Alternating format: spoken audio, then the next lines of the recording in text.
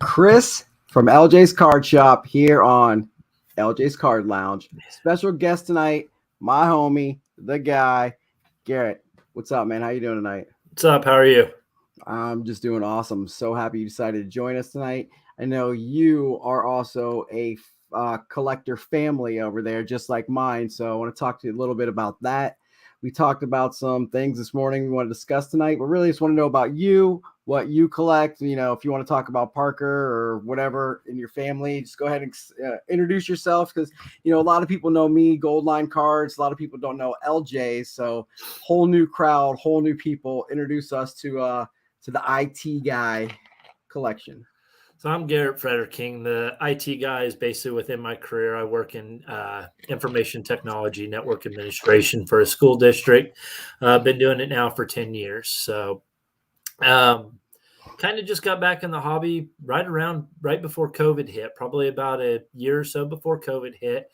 My oldest, Parker, who is 12, started kind of collecting cards and really wanted to get into the whole Patrick Mahomes craze. And that was before his prices had gone up, obviously, with the Super Bowl run and everything else. And so we were going out, and instead of spending at the time $15, $20 a box of cards and hoping that you pulled one, kind of started buying him some here or there on eBay. And when he got into it, it kind of brought back the memories of when I collected as a kid. And so I kind of started looking around. I'm like, well, man, my guys have always been Bo Jackson and Tiger Woods. Let's see what I can find out there. And, you know, the whole Tiger Woods thing kind of took off. They were cheap at the time, and I could just get a ton of them, unlike Bo Jackson, who's a little bit more pricey and stuff, but still collected, and it kind of just took off. And then with the whole COVID craze, obviously you were kind of cooped up. You didn't go anywhere, and cards gave us a way of bonding as well as spending some time together and passing time.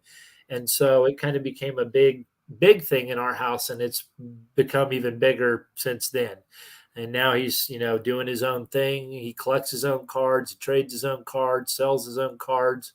We're getting active on eBay, setting him up an eBay page this week. Well, my eBay page, but starting to post some singles for him. And he's even started a little side gig that he's doing some side work for, and just finished up his first job this last weekend. So it's really taken off. That's awesome. You know, we're huge supporters of the next generation of collectors. I know some of our pals do card clubs. You know, their teacher guys like Jamie and Kyle, Eloy, some of the other people do cards clubs at their schools. And is that something Parker's gotten into through school, or just, you know, through our hobby connections? So I used the running joke, you know, back in the day, you know, it was, oh, who's the school drug dealer? Parker is like the school card dealer. Obviously still at that young and innocent age where you worry about him and, you know, maybe who they're talking to and stuff like that. So about every other week I go through his Chromebook history or through his text messages, and I'll see him text kids at school. Hey, I know you like the Atlanta Falcons. Do you want this Matt Ryan card? I'll charge you $1 for it. And he'll see somebody else. Hey, do you want this card? It's a $2 card. And he's texting kids in his school, and he's like, you bring me cash, I'll bring you the card. I'm like, he's the school drug dealer, but for cards. That's really cool, because, you know, Adam, our buddy, posted on Twitter this morning about how to collect on a budget. And I know, like, with my kids, it was Jesse Winker and Cooper Kupp before Cooper Kupp exploded. I know you've got some serious Mahomes cards at your house, and Harrison Butker, Bobby Witt Jr. stuff, because you're in Kansas City. So obviously, you know, the Royals and Chiefs are huge. But, you know, we talked about like sniping on eBay, or this isn't just for kids, just general, you know, conversation of how to get some deals. Might be the 4 o'clock in the morning, the 2 o'clock in the afternoon, some off peak hours. I know, like at LJ's, we try to have a card a minute listed from 8:30 p.m. to 11:30 p.m. Monday through Thursday. So that's the peak times that we've done our research and our analytics to say this is the time that people are buying our stuff. And that's just more our audience. So, you know, if you maybe have to get up to go to the bathroom at 4 o'clock in the morning, or you know, hit favorite and see something pop up and you notice it's ending at 11 a.m., maybe you go take your lunch early that day and you can snipe cards, because who else is on there at 11 o'clock in the morning? The majority of masses are on weekday nights. Yep. You know, a lot of people on Twitter and stuff say, oh, get the Friday, Saturday night crowd because they're drinking and people are, you know, drunk buying stuff. Like, okay, that's a small amount of masses. But the masses for, you know, the type of business we do is that weekday evening crew. And it's, you know, it's true. You're laying in bed, can't go to sleep. What am I doing? I'm scrolling eBay. Like, I'm looking for stuff I want to buy. And, you know, we're buying and selling on a massive scale, but it also trickles all the way down to, you know, the Jesse Winkers and the Seattle uniforms I'm going to start buying for Claire. So what kind of tips do you have for people? I mean, really with Parker, I mean, it kind of took off and it was, you know, oh, he was chasing the big Mahomes rainbow. And fortunately, he got most of them with the exception of 5 before they became, you know, hundreds of dollars, if not thousands of dollars for the one-on-ones that he'll probably never secure. Or you know, the $4.3 million one. Yeah, exactly. I wouldn't know anybody that has one of those. No, you wouldn't know anybody who has one of those. Right. So it kind of became okay, well, you know, people knew, and I actually, every now and then you find just those amazing people. One of them that was numbered out of 18, you know, I reached out to the guy and I said, hey, you have this card listed. I think at the time it was actually pretty damn cheap. I think it was listed at $65. And I said, you got this at 65. This is what the out of 10 went for. And this is where the 25 is. You're kind of a little bit high there. Would you talk about coming down? And I had sent him a progress picture of what Parker's rainbow was with Parker holding it. And he messaged me right back. He goes, don't even worry about it. He said, I'm just going to take the listing down and send it to you. Yeah. Other deals, you know, I'll use a situation where with Bucker, Parker kind of controls the Bucker market. So if I'm looking for a card and he goes, hey, Dad, I found this card, you know, I can go out and say, well, you bought it for this. You bought this one for this. It's in the middle. This is where your comp should be. And I can reach out and kind of tell guys, hey, this is what we bought a card for, or this is what we bought a card for, and kind of use that to our advantage and then say, you know, oh, well, you're just chasing this one card because it's this. And it's like, no, really, my kid has 70% of this guy's cards. Like, he kind of controls the market. But as for a budget, I've really worked with Parker. You know, at first it was, I want to buy a box of cards. I want to buy a box of cards. Well, it's like gambling. You're not guaranteed to hit a Chiefs card in that box of cards. You're not guaranteed to hit a Royals card. So do you want to go spend $22 after taxes on a box of cards that's maybe Donruss? Or for $22, do you want to get on eBay and find 5 or 6 serial numbered cards that maybe have 99-cent shipping and you get your player that you want?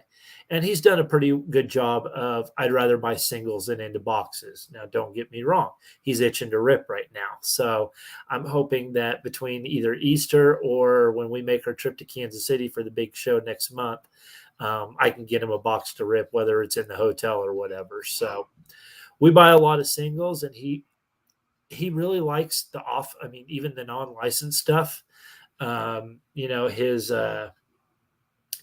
Diamond Kings and the Donruss stuff he really likes, and the Donruss optic looks really good, and he really likes that stuff. And so we kind of roll with it, and he collects what he collects, and he's able to stay in a budget right now. He spends less than what he makes, which is a good thing. Awesome. I mean, that's super important to teach, you know, the next generation as well. As far as the breaks go, you know, it's feast or famine, and it's whether you're going the high dollar stuff, the low dollar stuff, just whatever you like. I go into the expectation of it's going to be a good time and it's entertainment. If I hit something huge, awesome.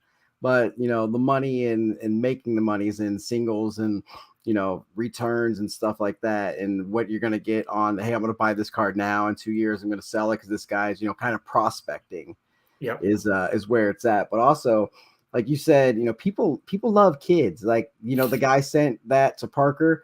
I'm chasing the Cooper Cup optic rainbow for my son Cooper, and guys down at Dallas Card Investors, they had the white sparkle and they had it up on eBay. He's like, hey, just bid like $200 and just make sure you win it, and then I'll cancel your bid and we'll just send it to you. But I can't, you know, you got to go through with the whole thing. So I ended up bidding. He's like, okay, go ahead and pay it and I'll refund you. So I paid it, and he just sent me that exact money in my PayPal. I was like, I can't cancel because we have, you know, perfect eBay feedback. I completely understand. Like, I'll pay for it. No big deal.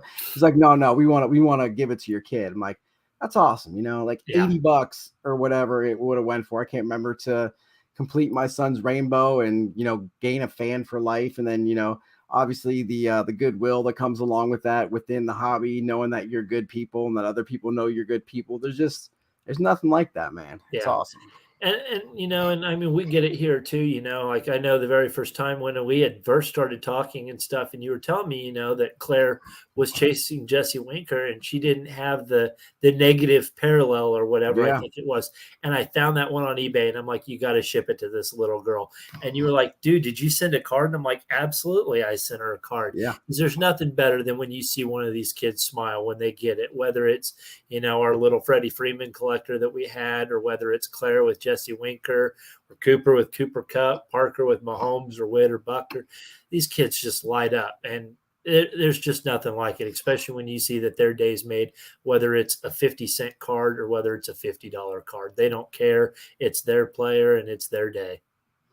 Yeah, you know, that's hanging in a room too, because we completed that 2019 rainbow. We've got it in the case, and it hangs in her room above her like little school book bag area. So that's awesome. She always has that hanging up there.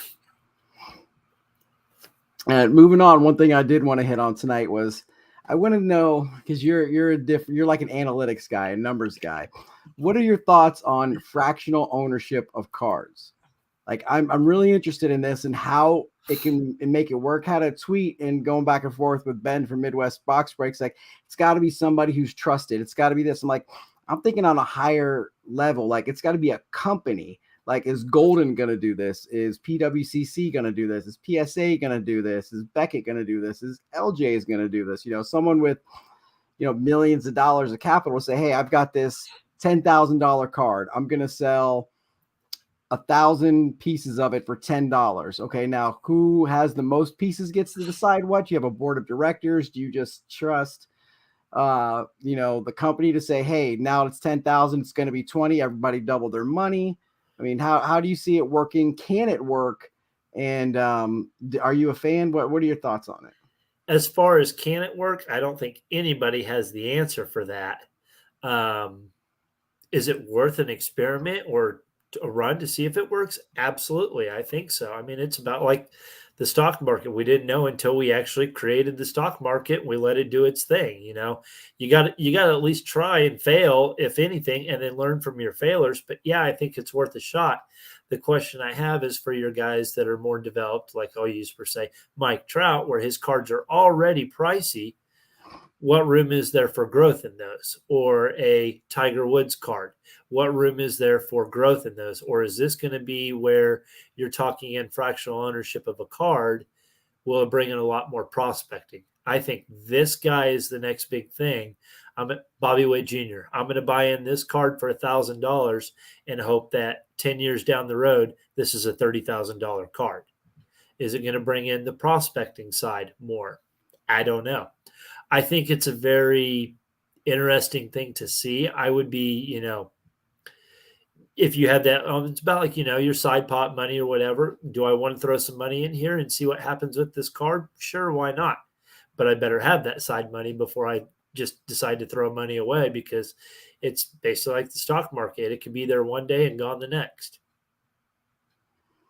Yeah, I'm with Che here too. He makes the comment you'd have to issue actual shares and give the owners ability to sell their fractions when they choose at their own asking price. And I think that drives the market further and further up. So I buy a share for say $1,000, but Che, he really likes Eric Davis, so he thinks Eric Davis is worth 1,300. So I'm willing to sell mine for 12. He's willing to buy it at 12. I can put it out there, you know, hey, buy now, $1,200. He's buying it now, then all of a sudden that card's now worth, you know, X amount of dollars. $10,200, just went up by $2, $200. And the next person, all of a sudden then, okay, you've got a 1 of 1 Bobby Witt. You've got an out of 10 Bobby Witt. How many out of 10s can you actually buy? You know, there's 10 of them. So how many shares? Okay, we're going to do 10 shares of each one. So there's 100 shares total, but I want to have 90 shares. So you have 10, I'm going to buy all yours. I'm going to buy all Che's. I'm going to buy all Chris's. Now LJ's owns 40 shares of this 100 share. And I just think, I think there's an absolute marketplace for it. I don't know how it would go. I know that Logan Paul just opened up liquid marketplace, or he's trying to do that. And I think he's somebody who could facilitate something like this. He has the capital, he has the marketing, he has the branding, he has the capability and the people around him to make it work.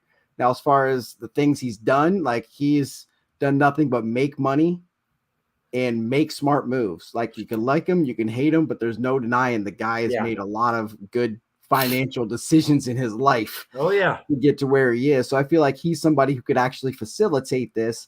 That's kind of where I was getting at. Is I'm going to be looking into this next couple of days to really see if this is something we want to jump into or not. So right. And think about it now. We talk about, when you're talking to whether it's, you're 50 years old or even 30 years old now, look at my portfolio. Now in 10 years will be, hey, look at my portfolio of these cards that I partially own or these cards that I own. Well, there are portfolios out there that are that way. Yeah. That have investors at X amount of dollars per, and this is what's in it. This is what we think it's worth now. This is what we think it's going to be worth in 6 months. This is what we think it's going to be worth in, a year. You were talking about, okay, what are we going to do with this Mike Trout card? So we bought the $4.3 million Mahomes, right? He wins another Super Bowl. That card's going to go up in value. If Mike Trout ever goes to the playoffs, his stuff goes up in value.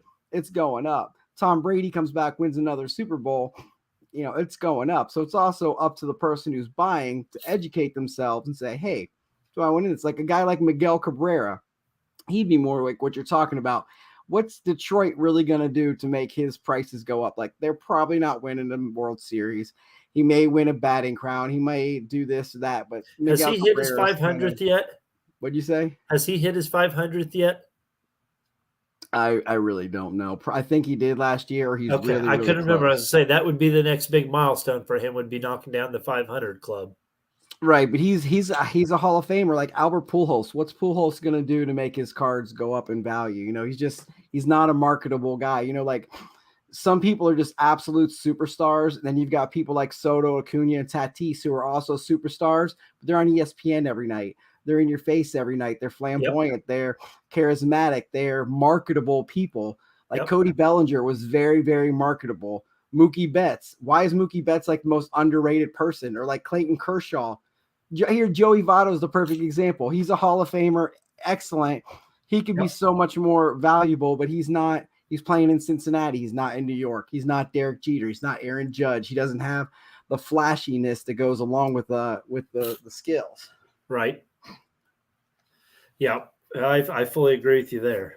So there's just so many ways that could go, and I don't have the answers, but I really value your opinion and your genius on this matter. So I mean, I think you're right. I think it's definitely worth spending your time and research on because, I mean, let's face it, it's about like anybody else when grading in the card industry, when you were able to send cards in at $8 a pop for all those people that were, hey, I'm going to send in this card and get it graded for $8 and it comes back 10. I'm going to try and sell it for $200. Whereas now guys, hey, I'm going to go grade this card for $50. There's already a $42 hole that's different from everybody that got in early. So if you get in 502, okay. I knew that he was Miggy. I knew that he was right there at the 500 club. So, if you get in early, I think there's great potential for it. I think there's very good potential. Yeah, I think so too. And I think it's something that not enough people realize is already a thing. And that when they do, it's gonna be big. Because now they're talking about also taking your cards and making them into NFTs. Then I can sell my NFT. Then I have to actually sell my card. Or if I want my card back, then I have to burn my NFT. But then you send it to a vault, and it's like that's a headache. Just give me my card. I want to play with it. Like, right? We had our cards in the vault, and we got a lot of them back. And all of a sudden, hey, I'm looking at a triple logo man. I'm looking at 34 different logo man cards. It's really cool just to, if you've been following our Twitter and Instagram at all, just the stuff I've been posting is just absolute fire. Yeah. Yeah. Like, I know you like those Tiger Woods cards I posted over the weekend. So like is an understatement. That we've got the out of 100 auto rookie. I mean, that's the best there is out there. So, right. Yeah. So we mentioned, the Twitter and Instagram, and that's kind of my job here at LJ's. I got hired on about a month ago for brand expansion, social media marketing, some eBay stuff, and just so far it's been a lot of, I'm supposed to split my time between the two. So far it's been very heavy one, not so much the other, getting the work-life balance. But as someone who's grown a brand, and yourself, and then with Parker, and reaching out to different places, you've been on the news a couple times with your kid, and you go to games, you get autographs, you've had a lot of great fortune. What kind of stuff would you like to see from LJ's, and how can we be more active in the collectors community? Like what kind of things do collectors want to see from, I don't want to just be a card company. I want to be a community member as well. I don't know that's per se what I want from LJ's. I guess the question you guys have is, how do you want to interact with customers? I'll use the example when you go to nationals this year. Do you guys get koozies made that you hand out to everybody that walks by? Do you hand out a damn frisbee, or an LJ's One Touch or something like that? What can you brand, or what could you distribute that would be easy enough for you to distribute, that gets your vision and your name out there in a mass quantity? I mean, I can't imagine the advertising you guys could do at nationals. And so, anybody that stops by your table, whether it's a pen, how many people just you go to a trade show, everybody wants to give away their pens or a notepad or something like that. So what could you tie into in the card industry and say, hey, take these LJ's products off of our table and use them? And when you do so, post it with this hashtag or this on our Instagram and Facebook pages, our Instagram and Twitter handles. It's about like, you go to a ball game and they say, hey, take your picture and post it with this hashtag, and it'll show up on our channel. What could LJ's do with that within the card industry? Absolutely. Everybody who uses the hashtag, whatever we choose to use, feature on our page as well. Because we decided we're going to go to the Midwest Monster Show in Indianapolis the end of June, and we're going to set up tables there. At the National, we're going to take half of our team and not have a table, but we're going to network and enjoy, buy, sell, trade, but not actually have two dedicated tables and working, around the clock doing that. We thought, with our time and the things we did there last year, that this year we want to go and take a different approach to it. So we're going to look into the Louisville show to set up at some local here in Columbus. And then we're definitely hitting up Indiana. I got us two tables the end of June. I know Card Collector 2 is going to be there. Mealy Pops, our buddy Timmy Ahern is going to be there. Kentucky Cards is going to be there. Roadshow. I can't remember. 101 Card Shop. It's J&J Productions putting it on, but that's great stuff. Like, so far I got hired to bring, the Gold Line branding attitude to LJ's, and they saw what I was doing on my own. Like, hey, this is what we're about. We're a family business. We're good people doing good things. That's my motto. And we have this awesome collection. We sell cards. Right now, we're an online card shop. We want to become a retail card shop soon. Just got to find the right place. We need some brand expansion, and you're the right guy to do it. And I was like, yeah, you're right. I am. Yeah, no, I fully agree with that. I mean, so that's what we got to do is, brand expansion, and 100% agree with you. If we, hand stuff out, and I absolutely love when I get pictures from you or Josh or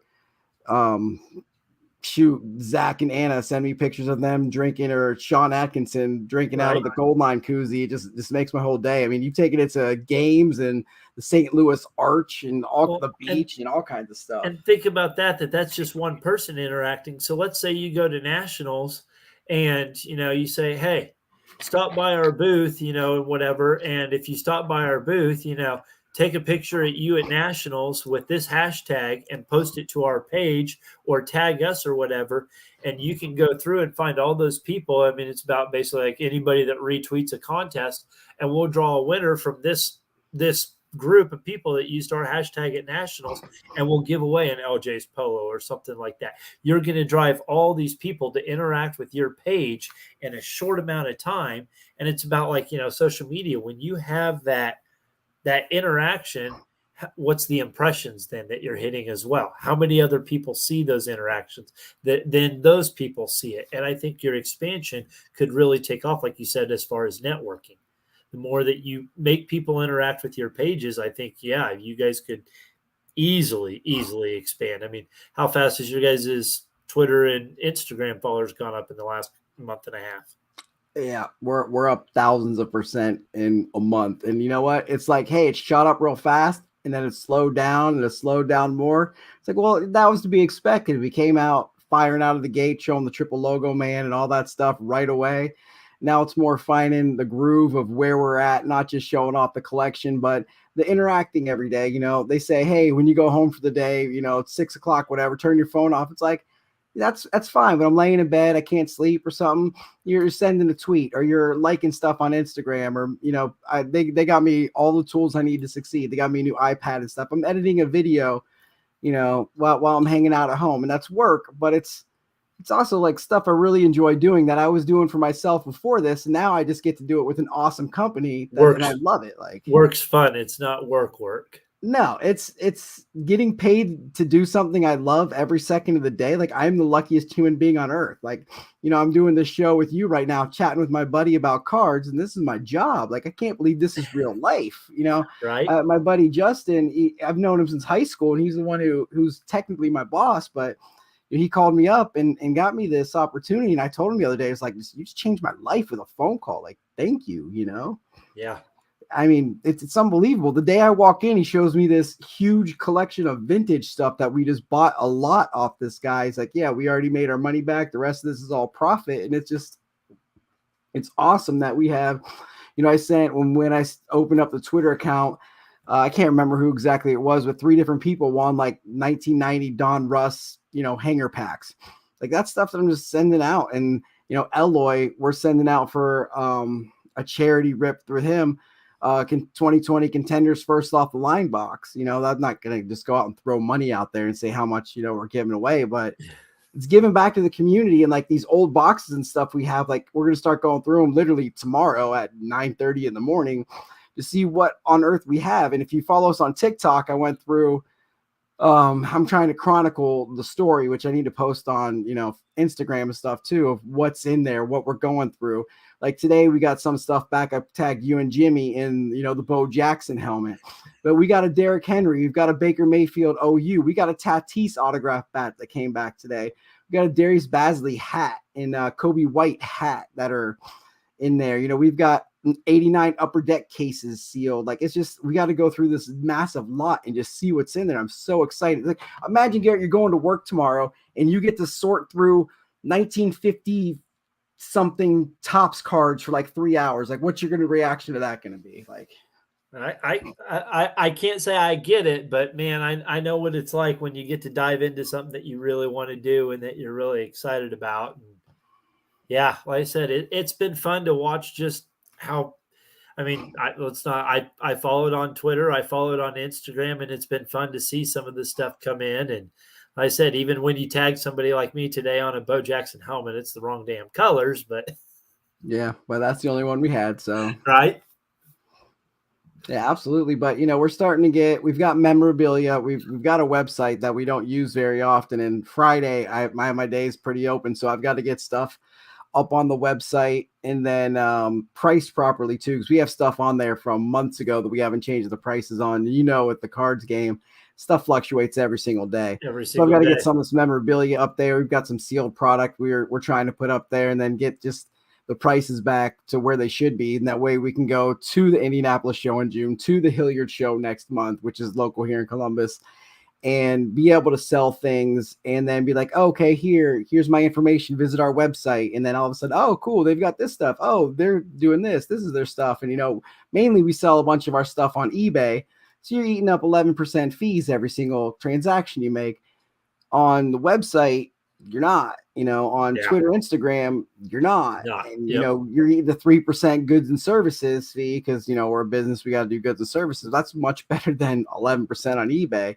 Right. So obviously eBay also, you're seeing millions of people compared to, you know, thousands of people on your website. So if we can get, you know, like I said, a bigger following, a bigger growth, more impressions, hey, these people don't know we have a website. All of a sudden, 100,000 people now know we have a website. Start And driving your we traffic have there. Yep. this social network, and we have these cards, and this is who we are. And just, Yep. once you get that expansion, then it just opens a whole bunch of new avenues. Oh, yeah. Most definitely. Yeah. So super excited about that. Well, we're coming up on the half-hour mark. This is all I've got for tonight. Do you have anything else you want to bring up tonight, Garrett? I mean, like I said, what does LJ's want from their customers? What does LJ want to see and experience with people in the hobby? I mean, how does LJ's envision themselves growing? Oh, really? We want to be very community based. We are owned by Fiesel Roofing, who that Leo is our owner. He owns lots of stuff, but they're absolutely family first. And we had Cooper's birthday over the weekend. Like, check yourself out and go be with your family. Or we had to put our cat down last week. Like, oh, you get out of here, go take care of your family. So everything is absolutely community driven. So it's just like, the gold line, just how I was over there. You just want to be part of the community. Right now, we're focusing on, sharing our collection with people and looking at other people's collections too. Like, I am absolutely loving, I think it's PTR cards, maybe, who sends, hey, well, show me a refractor, show me a gold card, show me an autograph, show me a patch card, and looking at all those cards. Right. And then, okay, we showed off some of our Kevin Durant's yesterday, and a bunch of people are posting Kevin Durant's. Or we had some Steph Curry's, and the Curry Vault, the Channels brothers, they're sharing all their Curry's, and it's just engagement with each other and growing the community, growing the hobby. Connecting with Kentucky Cards or the Roadshow or Card Collector 2, or maybe Justin Stone. He's out here, Rookie Card Papa, connecting with other people to grow ourselves, to grow the hobby, just to have fun, enjoy it, grow the community, be part of the community that I don't think we've really been a part of yet, is to establish ourselves and connect within it to be able to share, our collection, share our love, share our products, and also be shared with as well, because that's something we've been lacking, and that's something we're working on. Right. See, I mean, you hit on a big one there with Justin Stone. I think it was, I mean, it may have been at least a full year ago. He started randomly following me, and I couldn't figure out where this connection came from. And we started interacting and going back and forth in DMs and stuff like this. And I'm like, I have no clue who this guy is, but he's treating me just like I'm, a guy not a guy off the street per se, but I'm a customer that walked in off the street. He's treating me amazing and everything else. And he's like, hey, I want to help Parker with his Parker packs, and ships us 3 or 4 big boxes of cards and says, dish all these out. Well, then we did that fundraiser right around Thanksgiving, and we bought him an hour worth of studio time where he was making his album, and just different ways you can give back. So I totally get the whole community aspect and how you can get involved. Yeah. It's incredible. And, one thing I wanted to bring up too is, I know you got us tickets to our minor league game on Friday for my family. Just, hey, you know what? One day you tell me, hey, check your email. And I look at my email, there's 4 tickets to Columbus Clippers game. But last weekend, you guys went to a Royals game with you and your family, and something pretty amazing happened there. You shared with our chat group. You want to go ahead and share with our followers? So remember earlier this morning I said I wanted to hear the story, right? I kind of forgot about it until now. So let's hear the story. What happened this weekend, if you got time? Oh, it's about like any other game we go to. We've been, well, shouldn't say we. It's literally all driven by Parker. I mean, he dictates the show. It's amazing how much he knows his stuff and where to go. We stayed after a game last year. One of the Royals employees said, hey, if you go out by this gate, the players walk out to their player parking lot after the game. Sometimes they'll sign, sometimes they won't. Just be patient or whatever. So I don't know, beginning of the season, we stayed late, waited, thought, man, it's been like 30 minutes. We'll give it another 10. And all of a sudden, here comes star players filing out, and hell, even that first game, he went and got Miguel Cabrera's autograph on a baseball down at the other end of the stadium where he came out and stuff. But, that's how he met Whit Merrifield. And he started getting some guys last year. Well, we went to the game again on Saturday, and we'll wait it out and everything. And, he got, Ryan O'Hearn, who he interviewed last year. Ryan came out and we talked to Ryan, and Parker goes, I was the dude that interviewed you last year on Zoom. And whether or not he was either playing it off very well or whatever. He goes, dude, you asked some awesome questions last year, even about my favorite restaurants and what team I played for in draft day. He goes, those were great questions. If he seriously remembers that, that's a hell of a memory and just a connection. And him and Parker talked for a couple minutes. This is a guy that plays at the major league level that my kid interviewed on a computer and is now met in person, and they just get to interact, whether it's even for 45 seconds. I mean, you just see his eyes light up and everything. So on their way to the parking lot, it's all gated off, everything, and it's fenced off. And sometimes the bigger stars, they'll take the players' tunnel underneath the parking lot that comes out the other side inside the fence so that they can just get in their vehicles and leave. And, guys like Salvador Perez and now Bobby Witt Jr., sometimes Whit Merrifield. Well, all of a sudden, somebody goes, Witt's in the parking lot. Witt's in the parking lot. And Parker was thinking it was Whit Merrifield, so he goes walking over by where the people are standing as they pull out of the parking lot. All of a sudden, he comes running back over to me, and he goes, it's not Witt. He goes, it's Bobby Witt Jr. He's right behind Andrew Benintendi's truck, and he goes, he's in a car. And he goes, can I have his card? And I'm like, well, which one do you want? And he's rifling through me. He goes, well, most of these are like base parallels, or maybe one of them's a string. He goes, give me the camo. He goes, getting the camo one signed. He goes, that'll increase its value. And it's hilarious because he's not after the dollar signs, but he understands that if something's signed, it's going to increase its value. And it was the camo parallel. So he takes it out of the sleeve and he takes off running over there. All of a sudden, we're sitting there waiting. 3-4 minutes go by, and he comes back skipping, grinning ear to ear. And I said, what? And he goes, I got Andrew Benintendi's signature, but he goes, and I got Bobby Witt Jr.'s signature on this camo card. And I'm like, holy smokes, like, really? And he shows me, I'm like, okay, be careful. Put the sleeve on it, put it back in the top loader, and we're going to make sure this gets put in a padded pocket in the vehicle. It's not going to get lost and bounced around in the vehicle on the way home. But he does it after every game. And, everybody goes, oh, well, you're pushing your kid to the front of the line. And I literally sit back on a section of rocks. I sit back and just watch, and he stands there and waits. And if somebody comes out, he's like, hey, will you please sign? And some of them, like, I can't remember who the one was, pitched last year for Cincinnati. Who did we get him from? Who's your guy? Amir Garrett? Amir Garrett. Somebody goes, hey, Amir, will you sign? And he goes, nope, not today, and just kept right on walking. But, then the next guy, Nicky Lopez, and Parker goes, hey, Nicky, will you sign? And Nicky walked right over and signed a card for him. And Parker does his own thing. And last year, he took one of his friends to a game, and Parker's like, dude, I've got my autographs. And he's like, here, you go in front of me. You get your signatures. And let his buddy get all the signatures at the last game. That's awesome. So now we know that, hey, after the game, we're probably going to – I think that it was a 3:00 start on Saturday, and I think the game got over with around 6. I think we pulled out of the parking lot at 7:45. Oh, man. So, we stick around for a good hour to hour and a half after the game. But, he's got, I think, everybody in the starting lineup now for the Royals with the exception of Michael A. Taylor. That's the only one he doesn't have. And so he has a blast with it. And I said, last year when he met Witt and talked to him after the game, and they've interacted several times since then and stuff like that. His agent reached out to me on Instagram and stuff like that.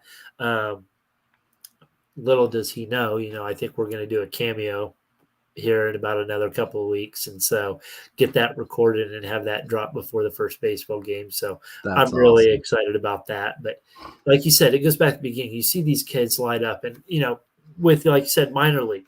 We watched, our big one right now is Austin Martin. And Austin Martin's playing in Wichita. So you get to see these guys at the AA level. Jose Miranda for the Twins, who's now sitting at AAA and I thought might make the starting day roster. Jose Miranda is sitting at AAA, and he tore up AA and AAA last year. And, stupid video game numbers. And it's like if he repeats that to start this year, I don't think they have any way that they can not call him up. But they see these guys play. My little league team, and you see these guys play and interact with them on the field at AA or AAA, and then they go on to the big leagues. And these kids now see them on cards, and they get to interact with. It's a whole different world. We didn't interact with awesome. Bo Jackson back in the day on Twitter, or Eric Davis on Twitter or anything like that nowadays. Or Joey Votto joined Twitter. He's official now. I saw that. Does he still bang? Oh, Joey Votto still bangs. All right. I mean, it's a whole different ball game, and you see these kids light up, and that's why I said I kick back and let him do his own thing. He decides what he wants to do, and have at it. When he says, "All right, I've had enough. All right, let's load up and go home." Hey, hang on 1 second. This is gonna be. I gotta put on mute for a second. All right. Hello. Yeah.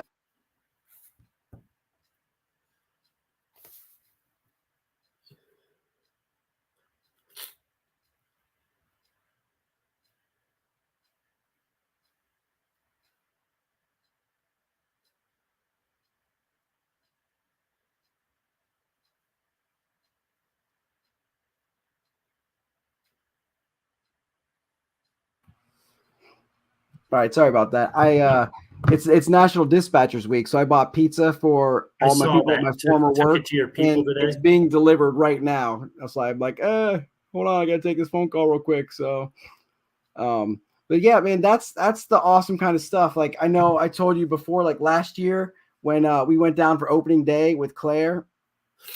Buck City Breaks guys are sitting first row in left field. We go down, meet them. They've got a little rosy red doll for her, and she's got her Winkers girl shirt on. She's yelling at Winker. He waves to her, wishes her happy birthday on Instagram. Cooper Kupp did the same for my kid. It's like these athletes have no idea the impact they have when you just say hello to somebody, when you say happy birthday, when you wave at somebody, the impact you have on everything that they do. And it's just right. It's just amazing. Yep.